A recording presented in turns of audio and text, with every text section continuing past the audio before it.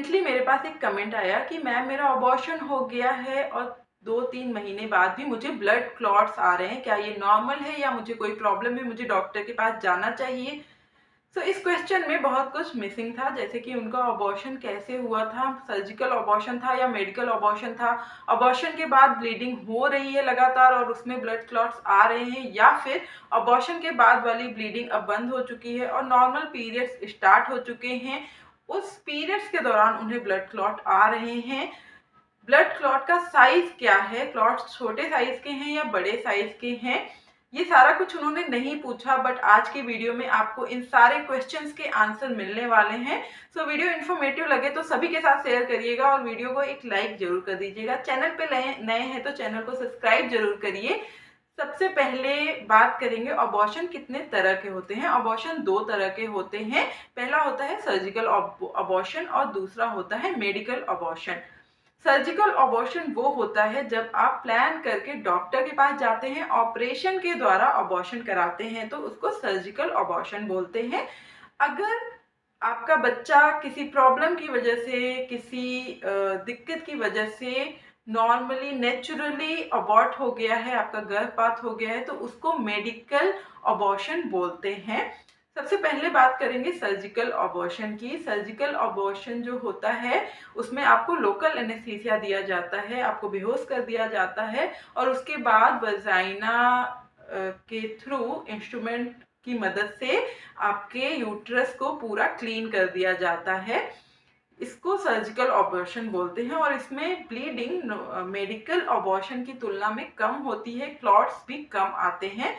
वही medical abortion अगर हो जाता है, अपने आप बच्चा अगर गर्भपात हो जाता है, तो फिर चूंकि बच्चे का अवशेष और सारा कुछ जो यूट्रस की लाइनिंग होती है वो आपके यूट्रस में ही होती है, तो इसलिए ब्लड जो होता है वो हैवी भी आता है और इसमें ज्यादा ब्लड क्लॉट्स भी आते हैं। तो सर्जिकल अबॉर्शन के लिए मैं ये कहना चाहूँगी कि आप सर्जिकल अबॉर्शंस को अवॉइड करिए, क्योंकि ये आपके शरीर के लिए बिल्कुल अच्छा नहीं है। इससे आपको बहुत ज़्यादा कमज़ोरी होती है और आप मानसिक और शारीरिक रूप से बहुत ज़्यादा डिस्टर्ब भी हो जाती हैं। तो सिर्फ औरतों को ही नहीं, मैं हस्बैंड्स को भी ये कहना चाहूँगी कि प्लीज़ आप लोग सर्जिकल अबॉर्शन से बचिए। अगर आपको बच्चा नहीं चाहिए तो आप उसके लिए फैमिली प्लानिंग के तरीके अपनाइए, कॉन्डम्स यूज़ करिए, दवाइयाँ आती हैं, इंजेक्शंस आते हैं। इसके अलावा कॉपर टी, बहुत सारे ऑप्शंस हैं। अपने डॉक्टर के पास जाइए, तरीकों को अपनाइए, अबॉर्शन से बचिए। अब बात करेंगे कि अबॉर्शन के बाद ब्लीडिंग कितने दिनों तक होना नॉर्मल होता है। तो किसी भी तरह के अबॉर्शन हो, या तो सर्जिकल या तो मेडिकल, आपको 1 हफ्ते से लेकर 15 दिन तक ब्लीडिंग होती है। मेडिकल अबॉर्शन में ब्लीडिंग का जो फ्लो होता है, ब्लड फ्लो जो होता है वो ज़्यादा होता है सर्जिकल अबॉर्शन की तुलना में। अगर आपका मेडिकल अबॉर्शन हुआ है और 4 घंटे से ज़्यादा आपको बड़े बड़े ब्लड क्लॉट्स आ रहे हैं, हर 2 घंटे में आपको 2 से ज़्यादा जो बड़े वाले पैड होते हैं वो चेंज करने पड़ रहे हैं, तो आपको तुरंत अपने डॉक्टर से कांटेक्ट करना चाहिए या डॉक्टर के पास जाके दिखा लेना चाहिए। ब्लीडिंग का कम होना या ना होना भी एक प्रॉब्लम होती है। ये जनरली आपको सर्जिकल अबॉर्शन के बाद होता है। अगर आपका अबॉर्शन हुआ है और आपको ब्लीडिंग नहीं हो रही है या बहुत कम हो रही है, तो हो सकता है आपके यूट्रस में कोई इन्फेक्शन हो। ये यूट्रस के इन्फेक्शन का इंडिकेशन हो सकता है, तो इसको आपको बिल्कुल भी इग्नोर नहीं करना चाहिए। 1 से 2 हफ्ते तक ब्लीडिंग होना जरूरी है। 1 से 2 हफ्ते के बाद ब्लीडिंग पूरी तरह से बंद भी हो सकती है और हो सकता है आपको हल्की हल्की स्पॉटिंग दिखे कुछ कुछ दिनों पे, जब तक कि आपके सामान्य पीरियड्स स्टार्ट नहीं हो जाते। अब पीरियड्स और गर्भपात की ब्लीडिंग में क्या अंतर होता है? तो सबसे पहले तो जो अबॉर्शन के बाद वाली ब्लीडिंग होती है वो हैवी होती है, मतलब कि ज़्यादा ब्लीडिंग होती है। ब्लीडिंग में ब्लड क्लॉट्स भी ज़्यादा आते हैं और थोड़े बड़े साइज के आ सकते हैं। ये ब्लीडिंग जो होती है वो 7 से 15 दिनों तक चलती है, जबकि नॉर्मल जो पीरियड्स होते हैं वो 4 से 5 दिन या बहुत लॉन्ग है तो 7 दिन तक चलते हैं।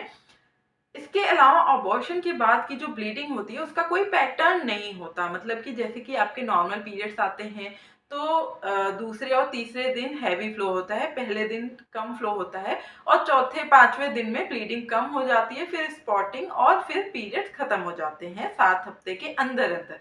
लेकिन जो अबॉर्शन के बाद वाली ब्लीडिंग होती है उनका कोई पैटर्न नहीं होता, उसमें आपको ज़्यादा ब्लीडिंग होती है, फिर वो कम हो सकती है या बंद हो सकती है, स्पॉटिंग बहुत दिनों तक भी चल सकती है और बिल्कुल भी स्पॉटिंग नहीं हो सकती, तो इसका मेनली कोई पैटर्न नहीं होता है। पीरियड्स में आपको पेल्विक एरिया, पेट के निचले हिस्से में क्रैम्प्स होते हैं, जबकि अबॉर्शन के बाद आपको पेट के निचले हिस्से और कमर में बहुत तेज दर्द होता है, जो कि गर्म सूप पीने पे या फिर हॉट वाटर बॉटल से सिकाई करने पर ठीक हो जाता है, मतलब कि उसमें आराम मिल जाता है।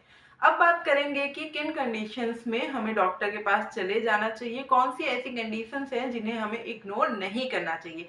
अगर अबॉर्शन के बाद 15 दिन से ज़्यादा ब्लीडिंग होती है तो आपको डॉक्टर के पास जाना चाहिए। इसके अलावा अगर आपका सर हल्का लग रहा है और आपको चक्कर आ रहे हैं तो भी आपको डॉक्टर के पास चले जाना चाहिए। अगर आपको रुक-रुक कर थोड़े-थोड़े दिनों में ब्लीडिंग, स्पॉटिंग या फिर क्लॉट्स दिखाई देते हैं, तो आपको डॉक्टर के पास जाना चाहिए। बहुत ज़्यादा चांसेस होते हैं कि हो सकता है आपके यूट्रस में आपके भ्रूण का कोई हिस्सा रह गया हो, जिससे कि आपको यूट्रस का इन्फेक्शन होने का खतरा होता है।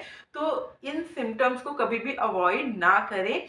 इसके अलावा अगर सूप पीने पे या हॉट वाटर बॉटल से सिकाई करने पे भी कमर दर्द, पेट दर्द में आराम नहीं मिल रहा है, दर्द बहुत ज़्यादा हो रहा है, तो भी आपको डॉक्टर के पास जाना चाहिए। अगर आपको दर्द के साथ, ब्लीडिंग के साथ उल्टी, दस्त, हल्का बुखार, ठंड लगना या फिर बहुत ज़्यादा गर्मी लगना, पसीना आना, ऐसी कोई प्रॉब्लम हो रही है तो आपको डॉक्टर के पास ज़रूर जाना चाहिए।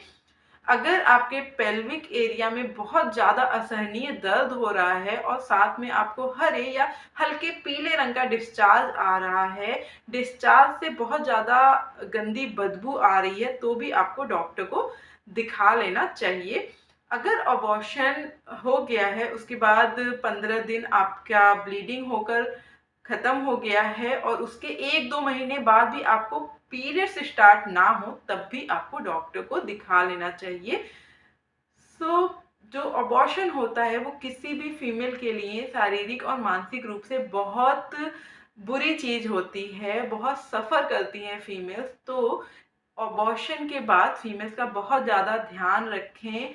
1 महीने तक उन्हें कोई भी काम ना करने दें और 2 महीने तक आपको भारी चीज़ें नहीं उठाना चाहिए, बहुत ज़्यादा मेहनत का काम नहीं करना चाहिए। आप हल्के-फुल्के रोज़मर्रा के अपने काम कर सकती हैं।